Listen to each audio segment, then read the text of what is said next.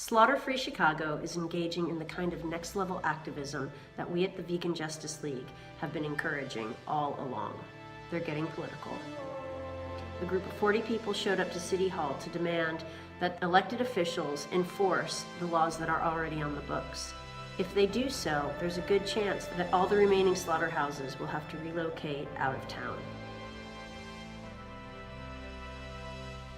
We're going to go and talk to city officials about what we've discovered, what violations of the law we've discovered, and ask them to enforce those laws. We need to make sure that our laws are on our side. We need to make sure the laws that protect animals and protect our future are being enforced. That's exactly what Slaughter-Free Chicago's doing, and we at Vegan Justice League applaud them for it.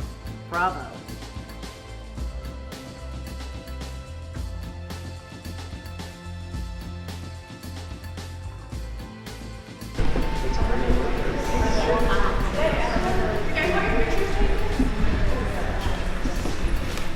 Our investigation of the 16 existing slaughterhouses has led us to 6 important findings, and we've reported all of this to them. The first is that no special use approvals have been applied for or issued to Chicago's 14 live poultry markets, which have nevertheless been licensed by the department downstairs. Number 2, 9 of the 16 slaughterhouses were first licensed after 2004 and are operating less than 200 feet from businesses and residences. Number 4, 1 slaughterhouse is run by a self-proprietor and is not even incorporated. And number 5, 1 slaughterhouse got a variance passed to allow a change in the zoning district to favor his business in a district that is otherwise residential. Number 6, the slaughterhouses are operating, there's 2 slaughterhouses, Park Packing and Halstead Packing, which are operating in PDM 8 and M23 zones, which do not explicitly list slaughterhouses as an allowable business category. There, we need answers to these things, and that's what we're hoping to get answers from them, but they're not ready to give us those answers yet. So now we're going to attempt to go downstairs and talk to the people who license these businesses, because according to their staff and zoning, they're not supposed to get licensed unless they pass zoning review. So how did they get past zoning review with all these violations is the questions we have.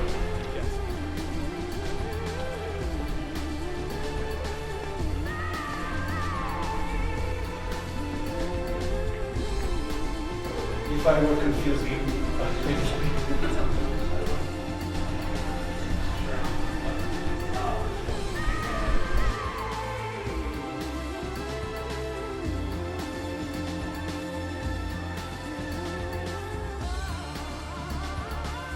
again, I apologize, but I can't do anything on camera. Okay. And we hope to make history in the city that once promoted itself as the slaughter capital of the world. Animal blood is everywhere! City Hall doesn't care! Stop the torture! Stop the pain! City Hall is to blame! Stop the torture! Stop the pain! City Hall is to blame! Commissioner Ascarino! Your job! Commissioner Ascarino! Do your job! Administrator Murphy! Do your job! Administrator Murphy! Do your job! Commissioner Ascarino! Do your job! Administrator Murphy! Do your job!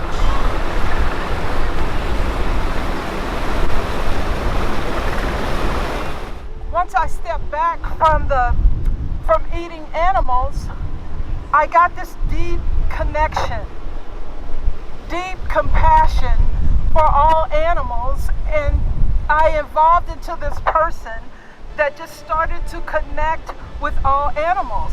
So today, I find myself here speaking on behalf of animal rights. I would like to share with you all the story of my friend Dolly and how today's event hits home on a personal level for me. Dolly was purchased from a live butcher shop in the city, one of the 16 that have us gathered here today. These places house animals in filthy, unsanitary conditions in tiny, cramped cages, stacked from floor to ceiling. The animals receive little to no food or water and certainly no medical care when they're ill. The vile smell of feces and blood that is prevalent in these facilities is pungent enough to pierce your nostrils and make your eyes water. These remaining 16 slaughterhouses are filled with animals just like Dolly that don't want to die and don't deserve to die. These animals and all animals feel pain and experience emotions just like you and I. They are someone, not something. We can do better, Chicago. We have to do better. These animals did nothing wrong other than being born into a different species, a species we don't respect. Why do we feel it is okay to hurt these innocent souls? Why are we blind to their suffering, deaf to their screams, as if their experience of pain doesn't matter? We are not here because we want anything from ourselves, and we're not here asking for anything too dramatic. All we are asking is that they enforce the laws that are already on the books, violations that have been going on for years that City Hall has been ignoring. It's time we enforce these laws and have them pay the penalties for the laws that they are breaking.